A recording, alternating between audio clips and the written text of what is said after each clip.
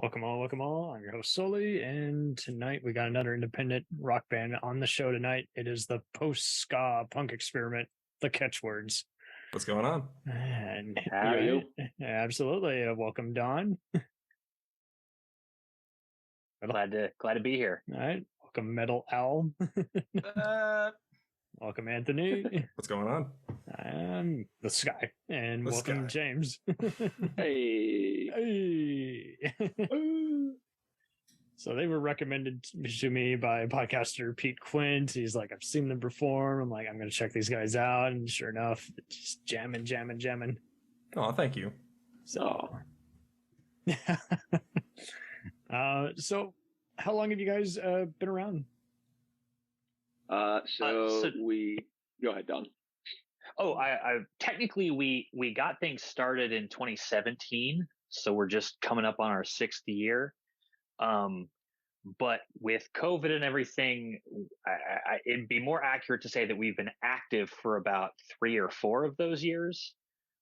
It's been hard to keep things going recently with everything going on in the world, but we've kind of hit a new stride in the last year or two and been a lot more out there and active and getting stuff recorded and getting stuff up online. So moving in the right direction.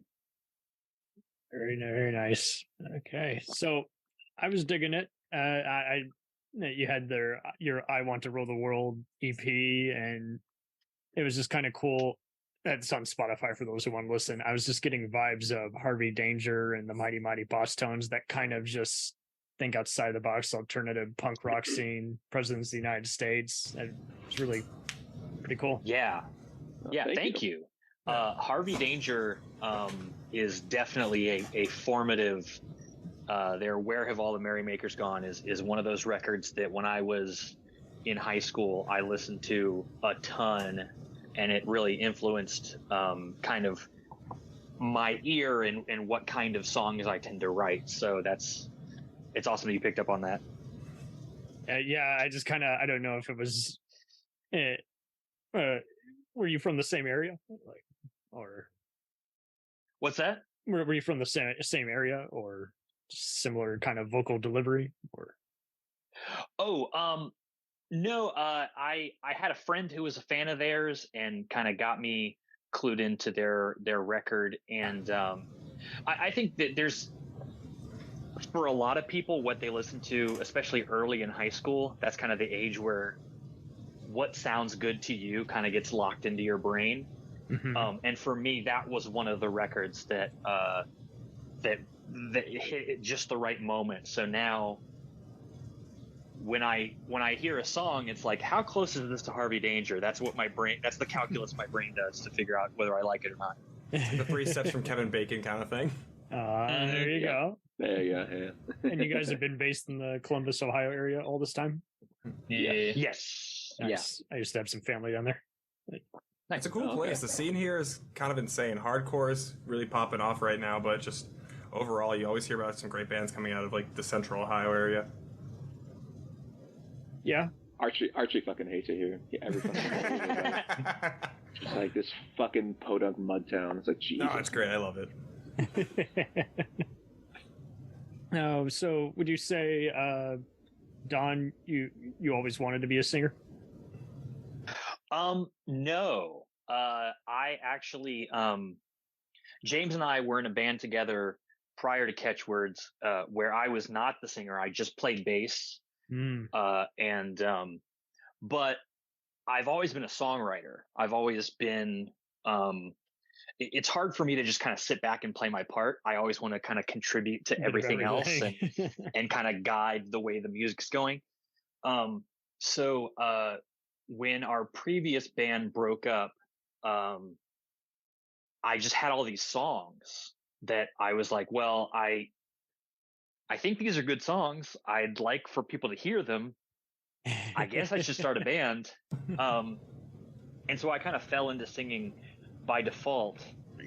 Excuse me. And it was not necessarily something I was comfortable with until more recently. The guys, and especially Archie, kind of like pushed me to kind of like exercise my voice a little more and come into a sound vocally that is more what I was going for. Before that, I was kind of just, you go up on stage, you have a microphone in front of you, you just kind of, whatever comes out, comes out.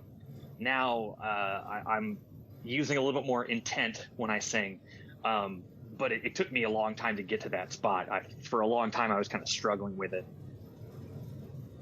Okay. Well, that clears it up. And did you have to, who did you learn bass from? For bass, I actually started when I was in high school. I picked up the bass. I joined the school's jazz band with absolutely no experience Nice. and not really sure how to read bass clef, but I kind of faked my way until I started doing it. I ended up going and getting a degree in jazz, and with bass as my main instrument. Because I feel like jumping into the deep end is the way that I learn things the fastest. So those experiences of like, I don't know how to read bass clef, but I now have to read bass clef every day. I'm going to figure it out pretty quick. So, You got this. So I played bass all through the high school, band and all through college, got a degree in music, and have just kind of continued ever since. It's the instrument more than I've played a few different instruments over the years, but bass is the one where I feel like, okay, I understand how this fits. I understand my role and how to kind of, like I said, as a songwriter, I understand where the bass needs to be to kind of point the song in the right direction. So it's a very comfortable spot for me. I just play drums. That's all I say usually. It's all you're gonna do, man. All you're gonna do. James, you always well versed with guitar and singing. So my dad taught me how to play guitar back when I was like, I want to say I was either 7 or like 9 years old. But that's not as impressive as it sounds. Like I'm not where I am now does not reflect the amount of time that I have been playing guitar. When I also went to college for music, but I was actually playing trumpet. So that's kind of where my formal training was at. So right now in the band, I play guitar and sing, and neither of those are, well, it's not entirely true. I never took formal lessons for guitar, but for singing, I finally nutted up like a couple of years ago. And it was actually during the pandemic, I finally took singing lessons for about a year, and it was one of the best things I ever did because it made me feel more confident and just opened up my eyes to the idea that I could do that, because it was something that I always kind of wished I could, but assumed I couldn't. And until then once people had all these third-party places where you can create content, it didn't seem, likely. Pretty much, yeah. So now those are the things I do for the band is guitar and singing. I mean, I played trumpet in high school and college. In fact, trumpet playing was how I was able to go to college in the first place. I took piano lessons a while back also. I don't really do either of those instruments much anymore at all. Yeah, so music's always kind of been there. I chose to go to college for music because it was like, of all the things I felt like I had any kind of progress in, I was like, music's the only thing that makes sense. So I'm glad it's an option. Yeah. One of the best things about going to a music school was that the last math class I ever took was like my freshman year, and that was it. So fuck it, it's all good now. Yeah, it's all good now. Computers do all the work for me on that part. So. Yeah, right. There you go. Yeah. So, Chad, where does your nickname Metal Al come from? This question is from Pete. Yeah. So my side project, my solo stuff that I do is a heavy metal Weird Al Yankovic cover band. There you go. Hey. Yeah. So it's a lot of fun. I've put out like 4 albums now, and even Weird Al is aware of it, and the band all like know who I am now because of it. Really? Wow. Yeah. I went and saw Weird Al live couple back in October, and I ran into the drummer, and he knew me by name. He was like, "Oh, hey, Chad, what's up?" And I was like, wild. "Holy crap, he knew me!" Like, yeah, blew my mind. That's nice. And I mean, even people who do parody, I'm sure eventually they know that someone is gonna, follow their lead and do a different kind of parody. Right? Yeah, I always figured that Al probably has a pretty good spirit about it, because I mean, that's his whole career is just stealing other people's songs. Yeah. Very nice, very nice. So, were you always practicing guitar growing up, or was it not something that clicked until much later when you guys met up? No, I took a couple lessons when I was 12 for about a year or so. Then my parents got sick of paying for them because I was just learning like Blink-182 cover songs. That checks out. She was like, "I'm not paying for you to learn Blink-182 songs." But she wants you to learn. Like, I know. So I just played in punk bands basically throughout up until I joined this band. And then once I was in this band, I was like, "Ooh, these guys are good. I got to actually get good." So I started practicing a lot more and learning harder songs. So was it just 4 chords over and over again? I mean, Metal Al definitely helps with that too, because some of that stuff gets pretty intricate. So it just helps with practicing all the time. Absolutely. Oh man. Altogether, what would you say gets you up in the morning? Which one of us? Chad. Sorry. That's a loaded question right there. Right. Okay. It seems like he has more muscle for it, so. I got you. Yeah. I just had a new kid recently, so. Oh shit! There's some music inspiration. Right. No, she loves music too. Like, I'll play guitar for her, and she just sits and stares at it. It's awesome. Very nice.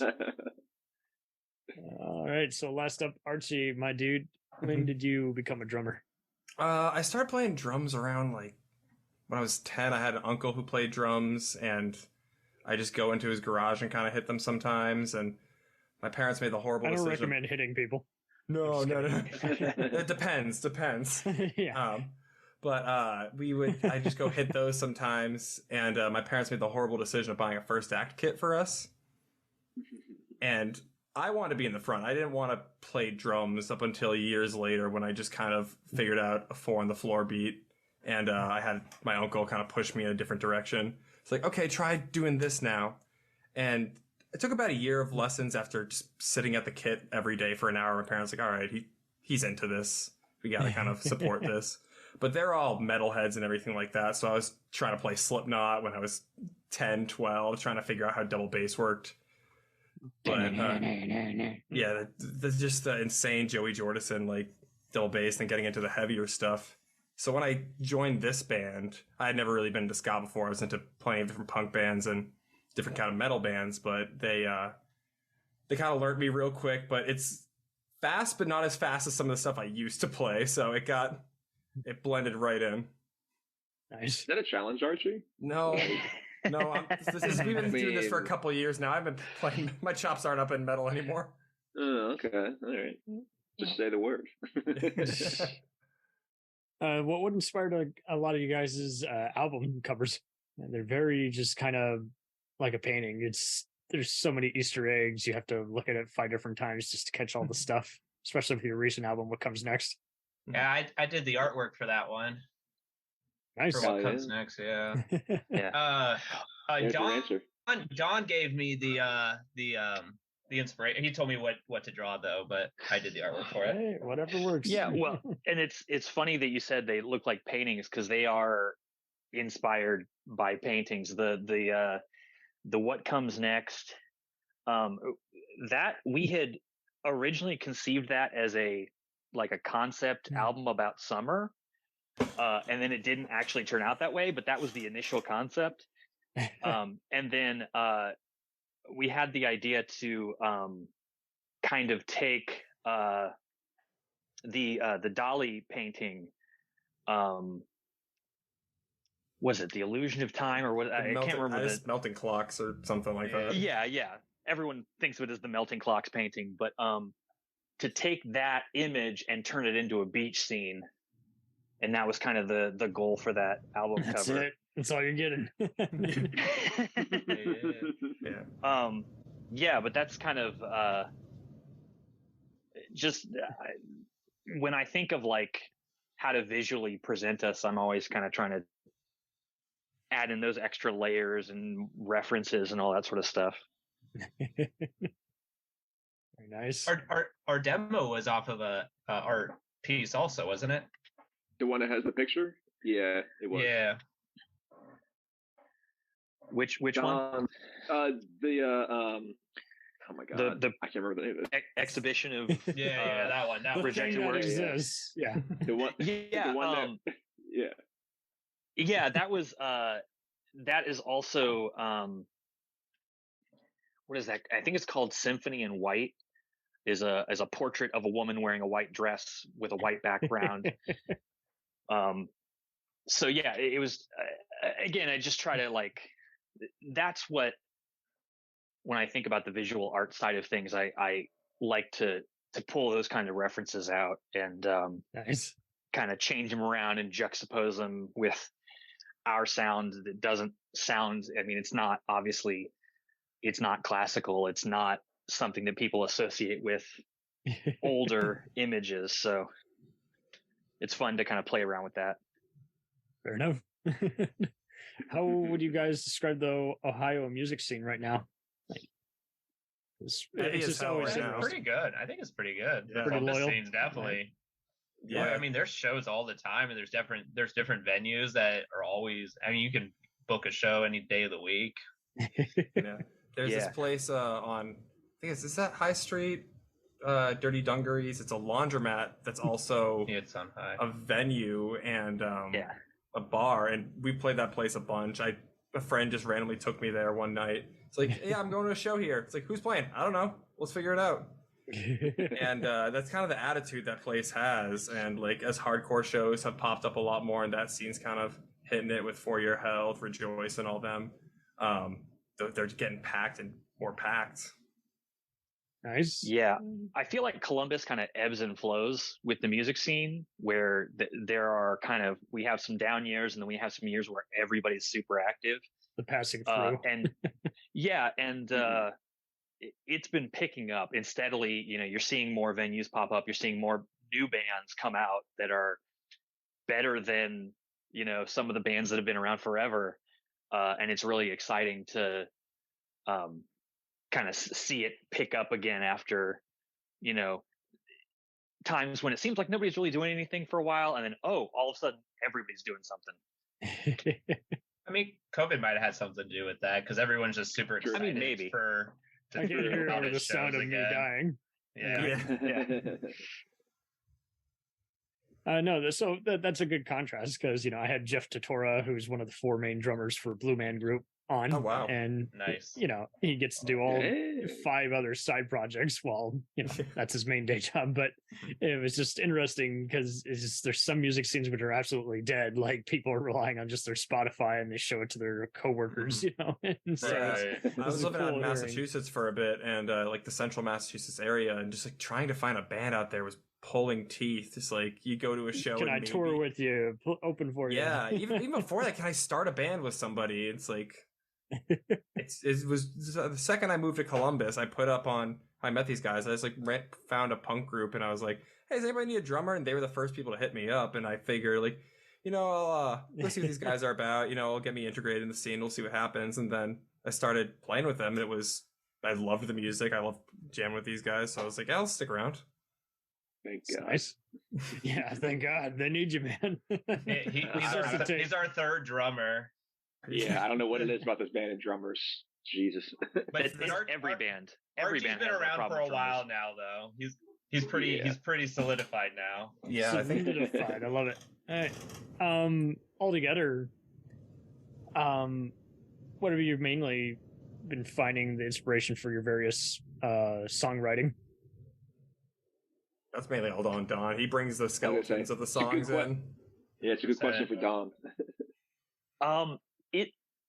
I try to always be listening to different stuff. and to kind of pull it together. So probably my biggest influences for our more current stuff are the recent punk and ska stuff. You've got the Jeff Rosenstock, you've got Jer and We Are the Union and Catbite and Kill Lincoln.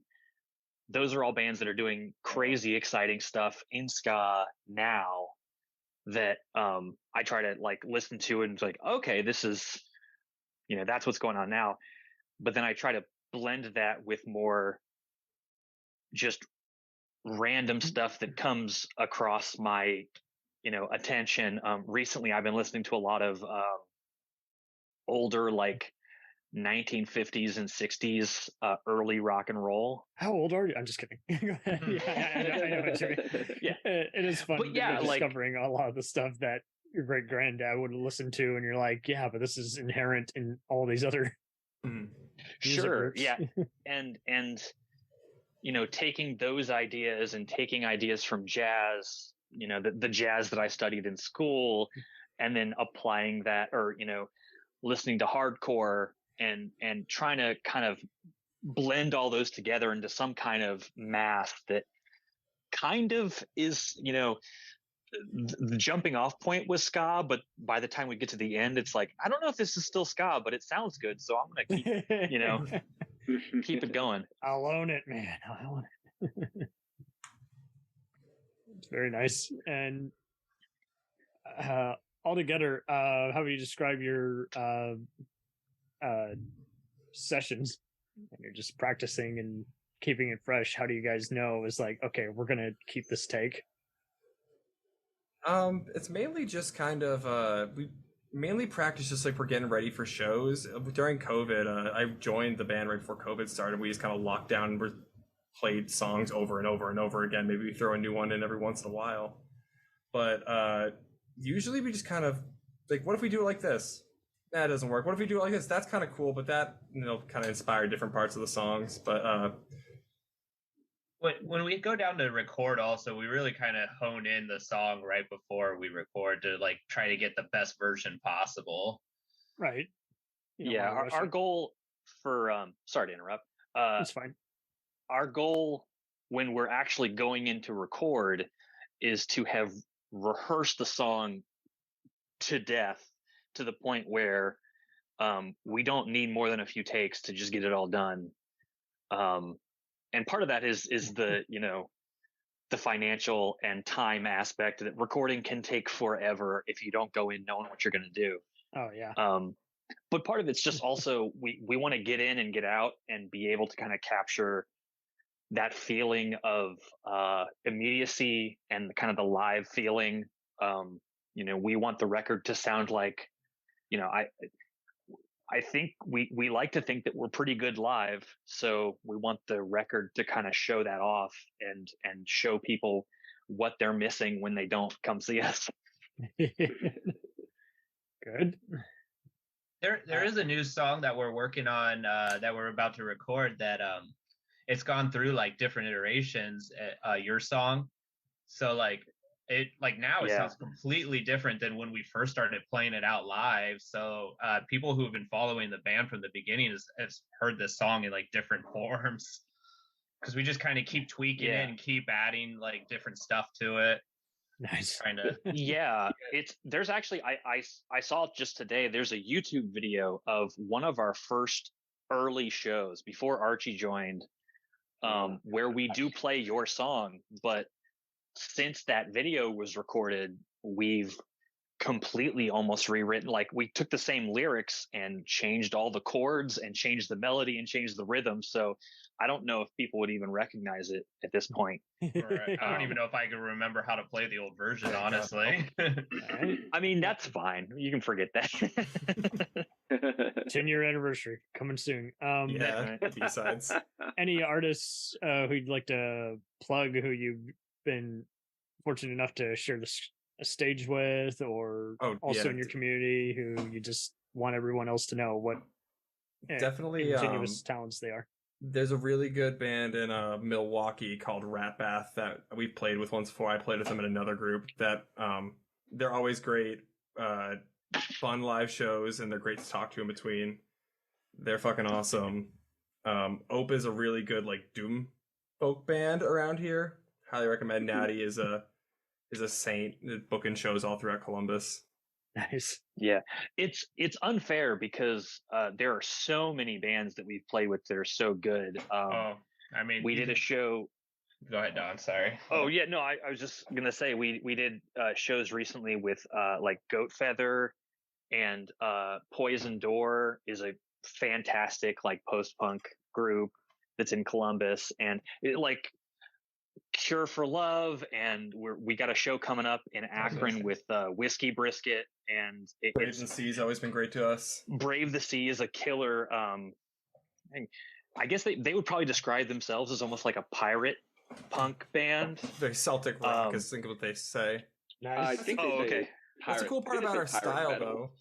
though. Like that we play with these like heavy bands and it doesn't feel out of place, and we play with these slower kind of bands, it doesn't feel out of place. Like we played with some nerdcore group the other. Yeah, that's right. Yeah. We had a couple of nerdcore rap groups that we played with at our most recent show, and it kind of worked just because. To me, that's like kind of the essence of ska is pulling in these disparate people and pulling in these disparate elements from different parts of the world, and you turn it into this kind of mix that is fun and upbeat, and it just kind of works. Very nice. Altogether, why do you think your team just has gelled this long? Why do you guys understand each other just better than yourselves? We're all really lonely. We have nobody else. No one else would take us, man. Is that just me? Yeah. I think we all kind of say what we want with stuff. We're not really like, no, just kidding. That part sucks. Kill yourself. No, we have like enough overlapping tastes. Like James isn't really into metal, but me and Chad will go back. We'll be talking on the sides while Don's trying to figure out, like, what if you did something like this with like a dissonance chord here? And we all try to like, Don brings us these songs, but it really is very a communal thing that each person kind of brings something that we enjoy so much to the group. I would also add that our different musical tastes, I think, bring to each song also. But I lost my train of thought. But yeah, I mean, the musical taste definitely, because James is always going to bring something different than I'm going to bring, and to guitar, because I have kind of more of a punk metal background, and he has more of the classic rock, and he can shred on the guitar, and I did. Yeah. That's when I bring a song to the group, it's never here are your parts, or this is what I want it to sound like. It's always I've got a melody and I've got some chords, but I don't necessarily know what the end is going to be. That's for us to fill out together. Yeah. So we just collaborate together well. It helps that we're all so open to ideas also. So none of us are so stuck in one idea that we fight with each other. Oh, definitely. It hasn't happened yet. But. Yeah. I've been in some fucking bands where like I love the music, but just like trying to get that song done, you have somebody that's a perfectionist, but they don't know what they're doing. And just like, we've been working on this for 2 weeks. Can we get onto the start working on the next thing? But for us, we can just like get into a room and just like, all right, like I kind of know what you're going to add. I know what you're going to add. It's also just like playing together for so long. Communication is huge too. It is. Yeah. We've rehearsed so much with, starting in 2020, we were rehearsing every week, even when we didn't have shows. It's like, it's just getting in that habit was so good for us to be able to find the language that we can talk to each other.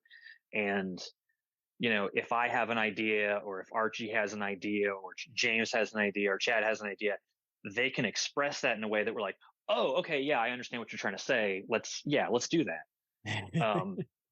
And I've played music with a lot of people that cannot communicate what they're trying to do. Anything. And it's so frustrating.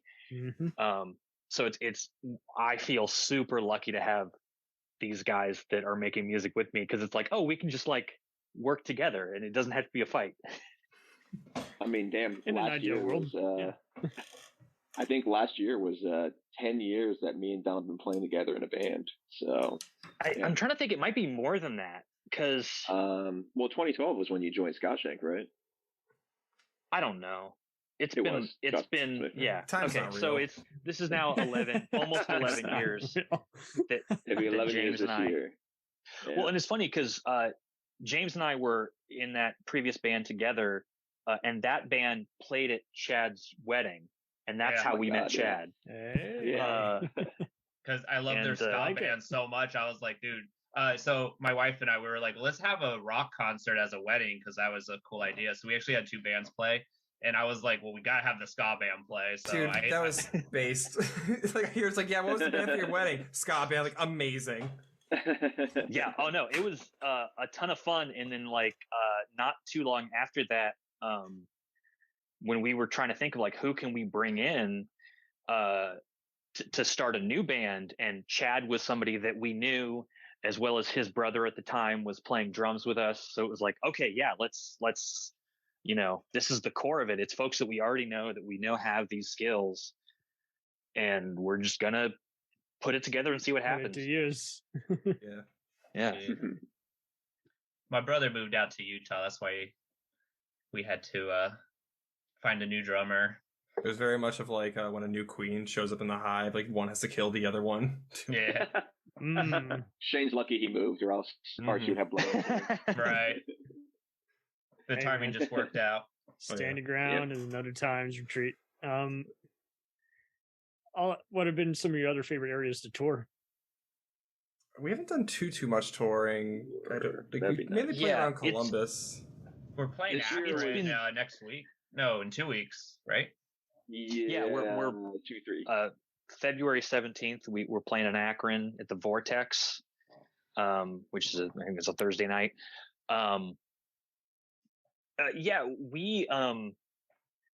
It's been kind of a struggle to kind of get the band off the ground, in the sense of we can go out to other places and people know who we are. You know, we've kind of built a little bit up in Columbus where people start to recognize the name and it starts to mean something to them. But it is so much harder to go from your hometown, even if it's a bigger city, go from there to the next level of reaching out. We've just justifying it. Like, we really want to do it. Like, if we screw it. If you go to a city in Kentucky and there's like 2 people show up, if you play your hearts out, those 2 people next time you come around will bring 3 other people, and you have 5 people, and it'll grow like that. But it's just you lose money doing it. It's really at the same time though. That is the huge advantage of how tight and how communal the ska world is, because like I said, our first, I think this is our first show outside of Columbus coming up at this Akron show, and it 100% came about because there's another ska band who we've never played with them, but they know that we know about each other because we're both we're 2 of the maybe 5 ska bands in the state. So they called us up and said, hey, you're a ska band too. Let's both play at this show. And I've had so many great experiences like that, where I go to Chicago or I go to Detroit or I go down to Louisville or Lexington or Pittsburgh. And just by virtue of the fact that we have this music that we love, you can connect with people that you might not have anything else in common with, but that's enough that you have this one point of connection. Very sweet. What are your other future aspirations? How long do you think you got this band in your blood for? To die before 27. I 27. Oh, go ahead. No, I was at a 27th birthday party the other day. I'm like, you gotta hold a guitar to flex on Kurt Cobain. No, that's a year 28 thing. He made it to 27. That's true. I don't know. I'm focusing. But I think it's just to play as many shows as we can to as many people as possible, not because we're really there for the crowds, but more so just like we want people to, it just makes it more fun. The energy in the room, it's bands talk about all the time, like the energy you give to the band is what you get back. And when we play those shows and you see a pit open up, it's instantly like we're gonna start playing 1,000 times harder. We bring energy when there's 2 people in the crowd. So when there's like 10 people in the crowd, the energy is off the charts. True. Yeah. True. Yeah, it's a privilege to be able to spend all this time that we do to put these songs together and then finally get the opportunity for people to actually hear them. And it's like the amount of work that we put in that, that when you get to play, that's the moment where it's like, okay, that's why I did all that work. That's why it was worth it all. All those weekend rehearsals that sometimes it's like, I don't even know what we're doing, but this is why we did it. And so, we're at the point now where we're looking to record our next EP coming up in about a month or so. So that should be out probably in spring, I would hope. We'll find out what happens if we actually go to record it. But so we've got that coming out. We've got some shows lined up. We're looking to, especially this summer, play a lot more shows, a lot of shows out of town if we can, and really like kind of expand the range of folks who have the opportunity to hear us, because I think it's worth it. I think it's a good time. Hopefully they'll agree when they hear us. I disagree. No, I'm just kidding. It's gonna be Interview over. I mean, maybe you don't like us, and that's it's okay. It makes you a bad person if you don't like us, but it's okay. You're allowed to be a bad person. Oh man. So also I'll circle around. What do you all recommend for just getting started? We'll circle around here. Chad, what are the best ways to just get started with a rock band, other than reach out, pick a few people's brains, and realize if you even work well together? Right. I mean, well, you got to find a group of people who can play instruments, but right.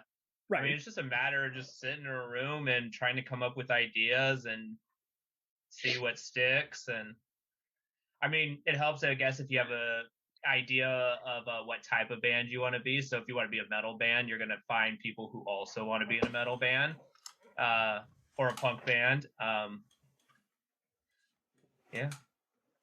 Sweet. Anthony, what do you think makes a band truly unite together for an elongated period of time? You're going to have you have to kind of have a shared kind of idea what you want out of it. Because if you go in and I want to be in a hardcore punk band, but somebody else is like, I want to be in a pop band and stuff like that, you're just gonna.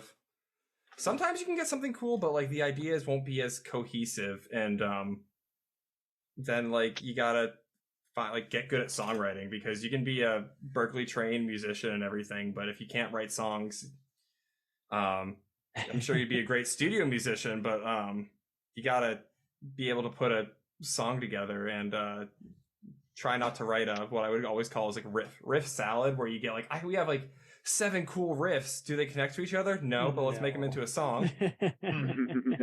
So just finding like-minded people and just learning songwriting. It's the thing that nobody really talks about with starting bands, is that's a whole skill besides just playing an instrument.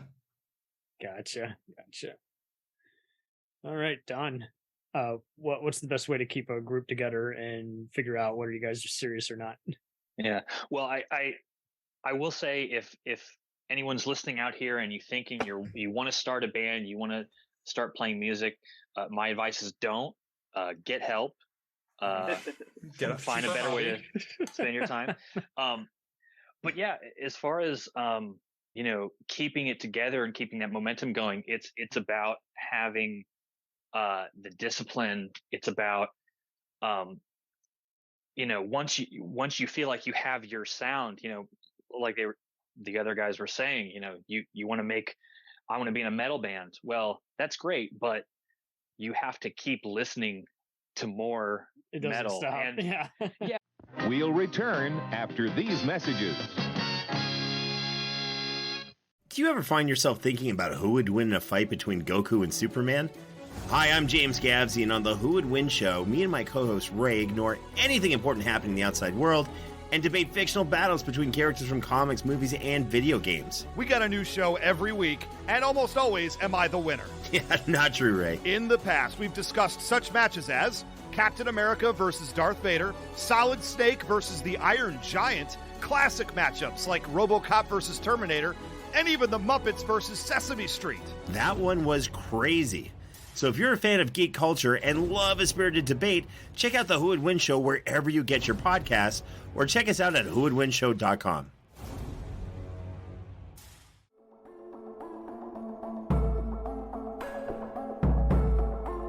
We let things pile up in the DVR, we add them to our queues, we wait for the DVDs and Blu-rays. We time shift. The Time Shifters Podcast. Sci-fi, horror, fantasy, superheroes, comedy, action, film, television, maybe some not-so-current events. Find us on iTunes or at timeshifterspodcast.com. Cool thing about Blind Knowledge is we are in multiple countries. We are worldwide all across the globe. We are in the US, we are in the UK, we are in Canada, Germany, India, Japan. We're in Australia, y'all. BlindKnowledge.com. Now back to the feature presentation. Dragon Ball Z, One Piece, Naruto, all things that we love, all manga that were originally published in the legendary magazine Weekly Shonen Jump. But not every series can run for 300 chapters and have a hit anime. This is David. This is Jordan. We're the hosts of Shonen Flop. Each episode we look at manga that ran in Jump that didn't quite make it. We discuss what it did wrong, what it did right, how the series could have turned itself around, and ultimately, was it a flop or not? We're on all your favorite podcast apps, and you can find us at shonenflop.com. Keep on flopping, floppers. You have to keep listening, and you have to keep finding new inspirations. I hear a lot, even guys that are in bands that are very good bands, you hear them say sometimes, man, I don't really listen to music anymore. I haven't heard any of the new sounds. I haven't, and it's like, why do you do it? Like, why would you even, like you asked before, why do you get out of bed in the morning if you're not you're not uncovering new things every time?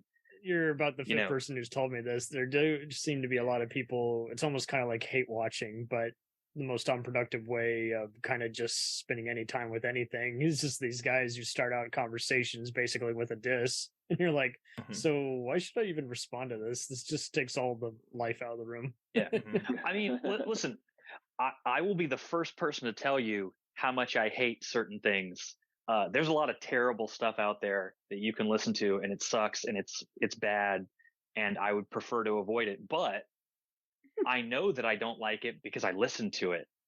And if I had just ignored it, if I had just, put on the same Harvey Danger record I've been listening to since I was 13, I wouldn't ever grow as a person. I wouldn't ever have new ideas. I wouldn't be able to write interesting songs because I wouldn't have anything new to say, So I think listening and pulling as much of your influences as you can in order to gain that motivation, that inspiration, that's what keeps things moving forward as you go along. Totally. Why do we not have as many wise people as you guys? Aww. We're insufferable at parties, we promise. That'd be nice. Pat yourself on the back. So, James, what are your recommended ways for networking and getting your own studio equipment? Don't ask me about networking. Okay, how about just practicing and getting in the mood? So yeah, I mean, just getting to the point where you have like a band that you can call upon and actually do shows. You guys can stand each other. Well, yeah, I mean, because there's people who are like, don't start this with your best friends, and I mean that can be sound advice, but really the more important thing is find people that will be responsible enough to show up to practice find people who are open enough to listen to everyone's suggestions and make sure everyone feels heard, and are willing to be like, okay, I'll try it your way at least once. You know what I mean? And finding, just finding people also, and there's a lot to ask of everybody, but finding people who will have a good time at shows and try their best to make sure it's a good time for the people they're playing for as well. You know what I mean? Sweet. But on to the first thing that you did say, have at least one guy in the band who's good at networking, because I don't know what it is about being like a musician and then also being a business person, but like the two do not mesh very well, and it's a truly special soul who can ask the people who like were like, yeah, I'm gonna sit in a room for 2 hours a day and, alone and get better at this thing and not talk to people. Yes. Like, yeah, now go out and talk to people. It's like those worlds, it's very rare that those two things clash. They always say you have to work on marketing as much as you work on the music, and it's so hard to do that. Or just hire someone who is good at it, who's not going to just steal your money. Right. Yeah. Right. Every band you've ever heard of has somebody doing their marketing for them. Maybe it's somebody in the band, but someone other than their boyfriend or wife. Right. Because listen, don't you say anything about Kelly Osbourne. Although having friends outside of the band that can help with other parts of the band is very nice. The art that we have on some of our merch, for example, is done by a certain somebody's boyfriend. My cat keeps wants attention and wants to be in the interview. Hi, Gato. My partner is a fantastic illustrator, and just like I'm part of like a nice little network of like mainly visual artists, but like people that are really supportive and just like, hey, how can we help you out? We know, music doesn't make a lot of money at first. Do you need any help? Do you want a shirt design? Like a good friend of mine did our t-shirt with the ghost on it. Danny did our album art, and we've had friends line up to offer the other little like tour posters and stuff like that. It takes a village sometimes when it comes to band stuff. It really does. You hear about any celebrity and like they talk about their team, and sometimes that team's 2 people because that's what works for them, but a lot of times you end up seeing it's like 20 people. Yeah, and having that, I mean, I think a lot of people who are in bands, they hear the word network and they think, oh, okay, I got to meet all these bands. I got to make friends with other bands. It still take you, but they probably have already been offered by 8 different, unknowns. Just like true. But it's if you only talk to other bands, you're kind of limiting yourself. You have to be involved, like you say, in the visual art side of things. You have to be involved with people who are, interested in, community outreach, like even like political organizations, and you have to have. How about just some record producers? And if they love you being the backup track, they might make you the main track. Yeah, well, that's the thing. Is you meet one person, and then like you talk to them, and then they happen to know somebody at a label or something like that. You just some schmuck at a party. That kind of luck is what gets you places, honestly.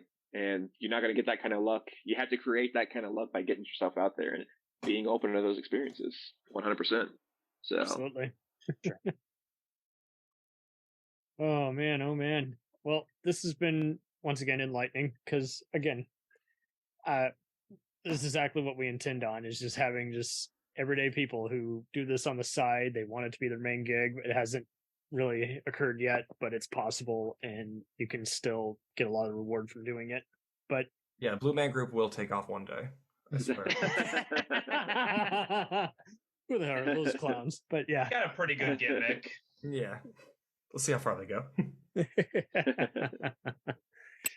Okay, so I'm gonna let you all leave everyone with another piece of advice. Chad, just final word, just like everyone should do before they go to bed each night. Just make sure you try to have fun. Life's short. Make sure you have fun. Short. Anthony, not Kalidas.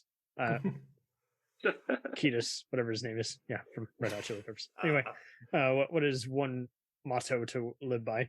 Objects in motion stay in motion. Objects at rest stay at rest. You got to get started. The second you stop, you'll stay stop. You just got to go, because then it'll be easier to go after that. Perfect. James, what's one thing you're sharing with everyone before you go to bed? The only real failure is not trying at all. because the only way to succeed is to fail multiple times until it stops failing. So don't be an epic. Don't be a fail. Don, what is something piece of advice you have under everyone's pillow? Yeah, I think the most important thing that anybody can do to improve their life, every night before you go to bed, like you say, make a habit of this, is you get on Spotify or you get on Bandcamp, you listen to the CatchWords records as many times, just on a loop. Nice. It will improve your life. It will make you a handsomer or a more beautiful person. How handsome of them to do that for us. Yeah, it's I don't think legally I can say that you'll lose weight, but you might. I thought you were going to say something more vulgar than that, but you may have more sex. Actually, have sex while listening to us. It will be. If you have sex, if we're on your sex playlist, please let us know. Please let us know. I mean, listening to the CatchWords is a scientifically proven way to joke without your hands. So. Just saying. You dig Nobody Google that. Don't Google that. What that is. That's rock and roll, baby. Rock and roll, if you know what I'm saying. Oh. Rock and blow. Oh, now we're getting weird. Oh. Yeah, man, this has been so fun. Thank you for having us. I love how you guys broke it. We should have started with this. We were so good until the end. Yeah. Oh, what she said? Oh. It takes me like 20 fine. seconds. That was to a great end, shameless plug. I love it. I will let you know if I do, in fact, see an indie music playlist that has someone like you. Thank you. I just want to know if I got to know what people are fucking to if it's our music. Probably closer by NIN. Yeah, I mean, that of our stuff specifically. I did see somebody get pregnant. I don't give a fuck about nature.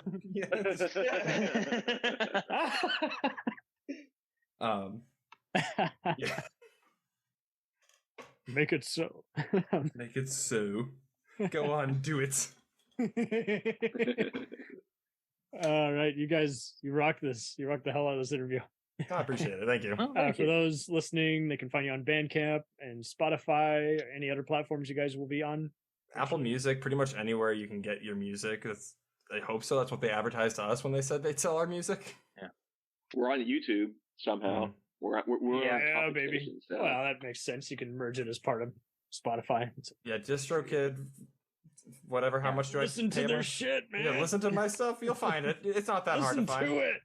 You'll like it. We guarantee it. Yes. I made a Twitter account for us, and then I forgot the password like 5 years ago. So mainly just the CatchWords on Instagram. That's the best way to find us. You can keep poking them on is Facebook or Twitter, but no good. Yeah.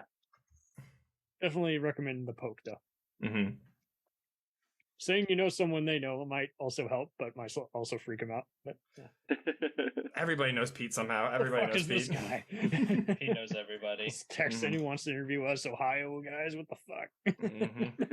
I know Pete because of a Godzilla convention, but it also turns out he does that. You're right. Yeah. Because that was Chicago, wasn't it?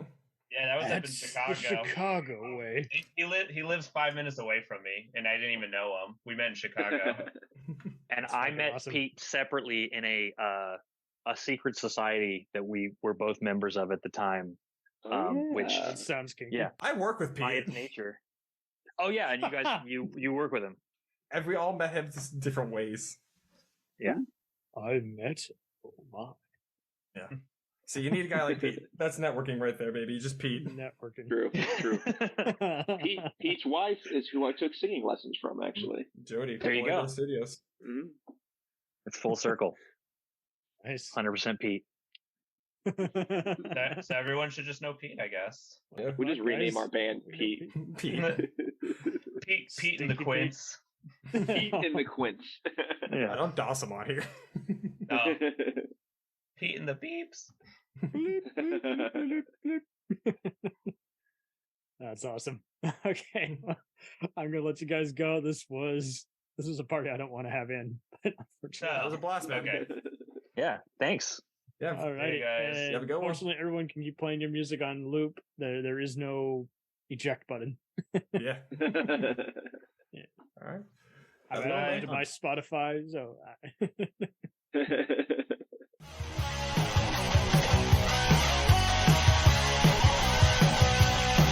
Follow us on the web on Facebook, Twitter, and Instagram. The podcast is available on Podbean, Spotify, iHeartRadio, Anchor, Apple, and anywhere else podcasts are available. Feel free to review our show and leave comments on any of those sites. Thanks a million for listening. It's a jacked up